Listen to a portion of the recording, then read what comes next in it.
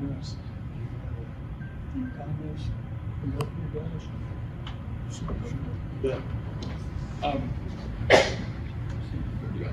I was told I had 5 minutes. I think I'll use 4. My dad started out to be a potato farmer, and he wound up with a phosphate fertilizer. So he said, success, luck plays a large role in everybody's success, and it certainly did in some very interesting ways for my dad. So was it fate or was it luck? But he was dehydrating potatoes when World War II broke out. And, you fight a war with soldiers and you've got to keep them fed. And it turns out that dehydrated potatoes don't carry extra moisture in them. They're dry. They're packed in tins, and you can send them to exotic places that are in total chaos and leave them in the sun for a year if necessary. So the War Department came to him, 42, and told him, look, you're drafted. We need your help. And so by the time 43 came along, he had 8 dehydrators from Maine to Bakersfield, California.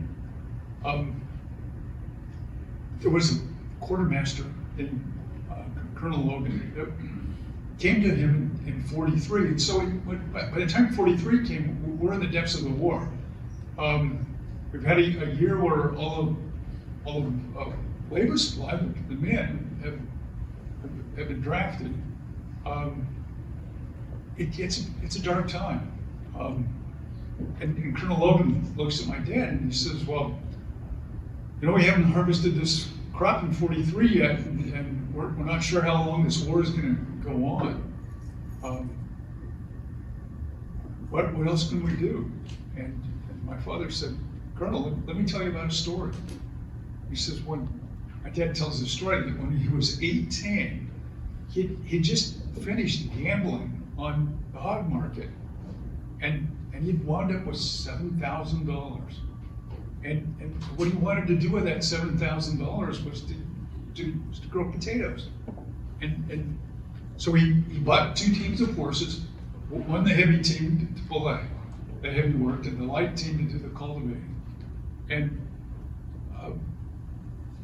he looked around for, he rented a entire 120 acres from Lindsay Maggard, and then looked for some advice on how do we grow a good crop of potatoes. And they said, well, get good seed.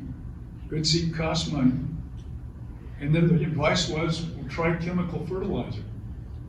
And so he's 18. He's never grown a crop of potatoes. And where does he get? What does he buy? Where does he buy it from? How does he get it to Declo, Idaho? What rate does he put it on the field? So he was 18. Eyes were as big as can be. So he gets something from the Grace Fertilizer, W.R. Grace. And we're not sure what the product was, but it's 1927. It comes to Pocatello or Declo in a rail car. There's sacks of it in one end of the rail car and a spreader in the other. And he unloads this and gets it out to his running 120 acres. And he spreads his fertilizer with being a young man and without any guidance, it's always better to think, well, if a little's good, more's got to be better. So he gets 3/4 of the way across the field and he runs out. So 5 months later, he's harvesting. And if you're harvesting, it's row by row. And if you're a potato farmer, you really don't know how well you do until those potatoes come up out of the ground. And so your heart is buoyant when you get a good row of potatoes, and your heart goes down, and the potatoes run short. But what he trying to tell Colonel Logan was, when he got to the point in the field where he had run out of fertilizer, the potatoes stopped. So he's saying to Colonel Logan, he says, Colonel, this fertilizer, it works. and I can't get some because it's the war. There's not very little of anything. And so there's phosphate rock in eastern Iowa. Would you finance a phosphate plant? And Colonel Logan looked at him and thought to himself, well, here was somebody that ran a food company that had no prior experience running a chemical company. But you know, it's a war. And you don't bother with the technical details. And so Colonel Logan looked at him and said, are you sure? He says, look, Colonel, I tell you, there's a connection exactly where the fertilizer stopped, the potato stopped. Fertilizer works. And Colonel Logan was, and he said, okay, Jack.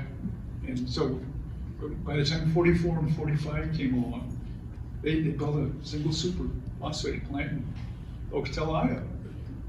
And you know, as luck would have it, it belonged to the government, it belonged to the War Department, this fertilizer plant. So when the war was over, you know, my dad was able to buy the plant from the government.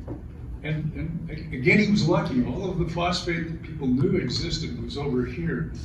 And so he went to a different location and was lucky enough, again, to find a phosphate deposit that kept the plant going for the next 40 years. Okay, so let me finish. It's just, it's the sublime where you can, luck can happen where you fail and you fail and it turns out to be a success in the end. So it's an amazing story. You'd love receiving it, so thank you very much. Thank you so much.